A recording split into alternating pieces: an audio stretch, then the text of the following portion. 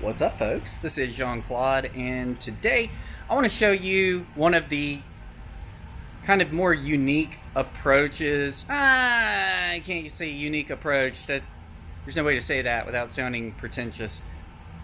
One of the more unique challenges, I guess, that we can face with coating paint, coating any plastics. Really, when you do a coating, the idea is you want to do something that provides a long-term quality solution, right?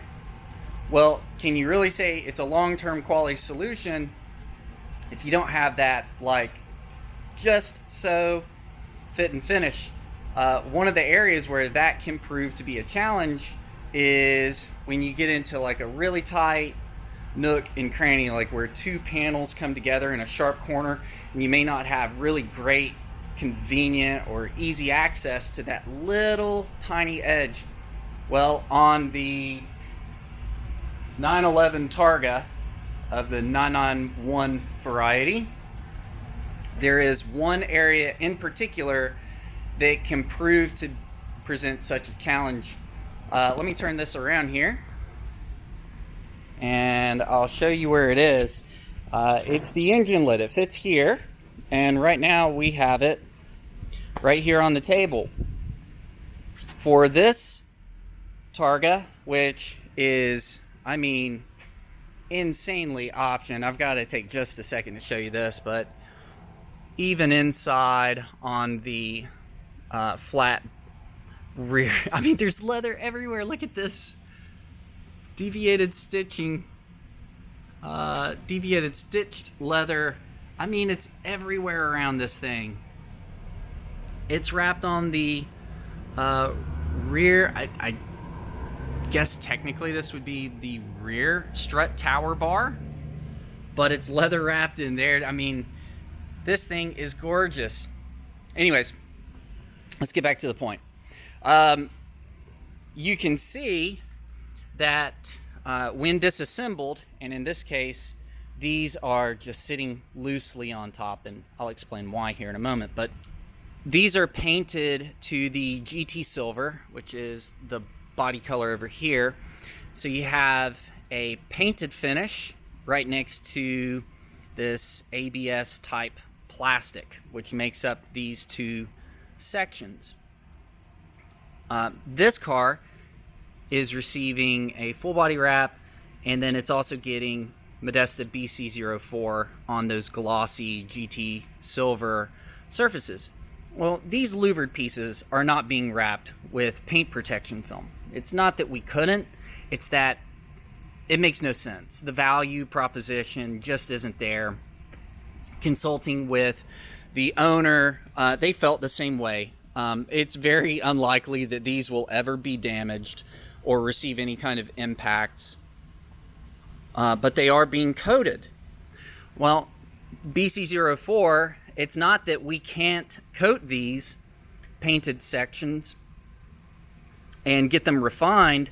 It's that when they get painted, when they get coated, it's a wet application process. Even if it weren't a wet application process, you're inevitably, if you're gonna, when these are completely seated down, they don't stand up above the plastic as this one does. They seat completely flush against the edge here. And the ones in the middle, this is just the outer edge. You can see it will seat fully down. And then it transitions into this recessed section, as you can see here. So yes, we would have that same situation I was talking about. Two different edges that come together. It'll be here, and then it would be here, but everything in the middle, it gets even uglier when in place, because we have this section that goes between the painted louvers and then this the plastic frame or the shell. I'm sorry, we would also have those same type sections here and here where it seats all the way down. Long story short, there is no good quality way to coat the painted sections without coating that's designed for glossy painted surfaces or glossy surfaces period, such as paint protection film, there's no way to keep it from getting on the plastics. Now, if you can remove it before it sets up or it flashes, that's not a problem. But as you could see here, that would be nearly impossible. Even with a dry application process, I mean, it would be awful. And then we have all of these little louvers. Wherever you see this type section right here is where one of these louvered fins would seat down. And then in between, in these gaps, you see this. For this car, the paint is being coated and the external plastics, the unfinished, I shouldn't say unfinished. I do believe this has some type of finish on it, but the non-glossy exterior plastics are also being coated with Modesta EPC, or exterior plastic coating. A critical thinker can look at this situation right here and quickly identify the only really good way to get this panel done up right is going to be to disassemble it, coat them separately, reassemble it, and reinstall it. The reason these are sitting up top is because once they get coated, we don't have a way with fresh coating, we don't have a way, and at this point it's safe to, we don't have a way to let it set up and get beyond that flash stage. I won't call it fully cured. It is not fully cured yet, but it has been 3 days, I believe, since we coated all of this. And at the same time, we cannot treat any of this with the infrared lamps yet until they go back together, because the plastics are unsupported and there's a bit of an arch to the piece. There's the slightest bit of an arch to this. Now it's much more flexible, but as you can tell here, let me hold this this way. You can see there's an arch to it. If we were to, say, have these get treated by infrared lamps right here, as it sits, there's a healthy chance that that plastic would deform ever so slightly. It's not that we would be heating it too much, but it's that these parts were engineered to be put together, and when put together, they're going to have the support needed to maintain that shape. If you've seen this in by chance, but call this table old melty. I'm not sure if you can tell why here. Probably. This is where we were. It could have been me. I'm not going to put it on my guys, but at some point we had something on here. I think it was we were curing a set of wheels, if I remember correctly. Wheels did fine, but the plastic on the table just did not hold up super well.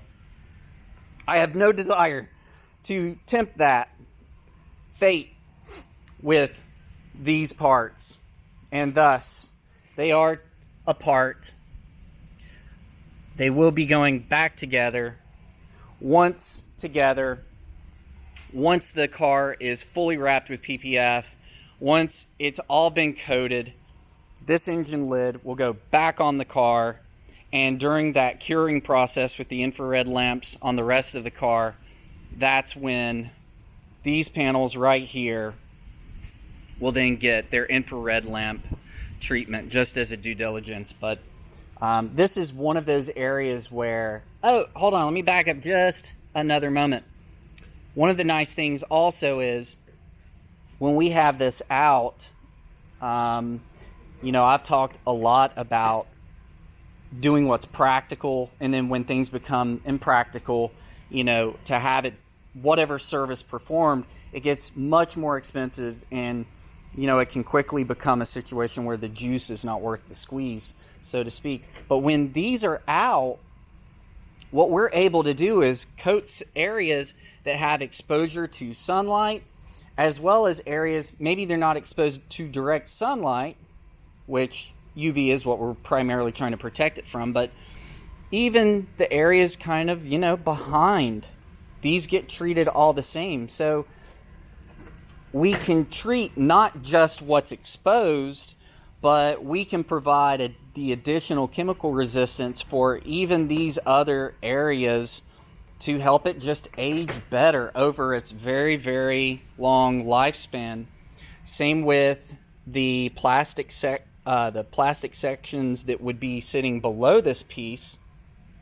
We're able to pull it all apart, and I mean, it's almost as if the parts were then created with this added protection versus, hey, we did the best we could, couldn't really perfectly coat either all the way where it perfectly seats together, nor could we perfectly refine it.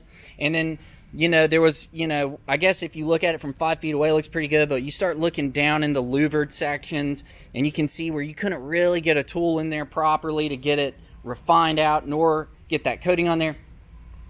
Long story short, my recommendation was either plan on disassembling this section to coat it, or don't coat it. Specifically the EPC sections. Now, as we're already doing the BC04 on the body, what we would have to do on this is the best we could. We wouldn't leave it looking, a hot mess, but still, there's going to be areas you can do the best you can, and it still not be as good as what we're going to be able to get by disassembling the part. So it's a bunch of words that I'm speaking. I'm not trying to build it up to be something insane. It's so incredibly difficult. But the reality is, it's just added steps. And it's not a 10-minute job. Safely disassembling the engine lid intake from the car, anything goes wrong, it gets really expensive really quick. So you have to treat it as though you're handling, what's something you greatly value and you don't want to even have the slightest defect in it. That's what we need to do when we're handling these sections. But what this does is allows for, when the car is done, it's just a very certain way, top to bottom, every nook, every cranny. And the bottom line is, if this were my car, this is exactly how I would do it for my own car. And yeah, it does lead to a car being in our shop, being with us for a longer period of time. In my opinion, the juice is worth the squeeze. Whoa, the camera's having fun there, getting squared back up. Anyways, hope you somewhat enjoyed me explaining why we would do something like this to the engine lid. But with this one, it's the engine lid. With a different car, it could be something else. Let me move over here. We've had some fun times with, just keep it over. You can see there's one strut. Get this camera right. It does face tracking. I'm not asking it to. See, it's got the one upright spoiler strut in it, in this 718 GT4. Every car has its own little thing going on with it. Whether it's we wouldn't intentionally leave one strut in, but the strut was not coming out, and we're not going to force it. So what do you do to still give it that finish that you're really looking for? You just got to make decisions on the fly with some of this stuff. But other things, the philosophical approach to how you do something, why you do it, if you're going to do it, commit to doing it a certain way. And no doubt some may view this as, you're just pitching, how awesome you guys are. It's not that. It's just understand what goes into it, whether you're an installer, a technician, a business owner, whether you're the client that's looking for the service. Understand, ask questions, try to find out how somebody's going to handle maybe a situation like that. Again, this case, it's a Targa. It could be a C8 Vet. It could be a GT3. It could be a Lamborghini Huracan. It could be anything, but look at your car critically and assess what would appear to be a tricky area to handle. Maybe ask questions. How are you going to do that?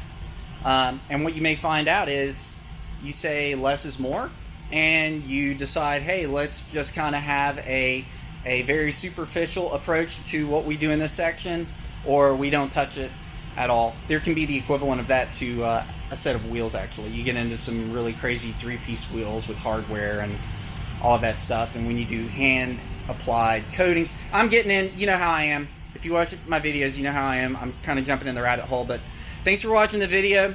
I hope you enjoyed it, and we'll see you guys around.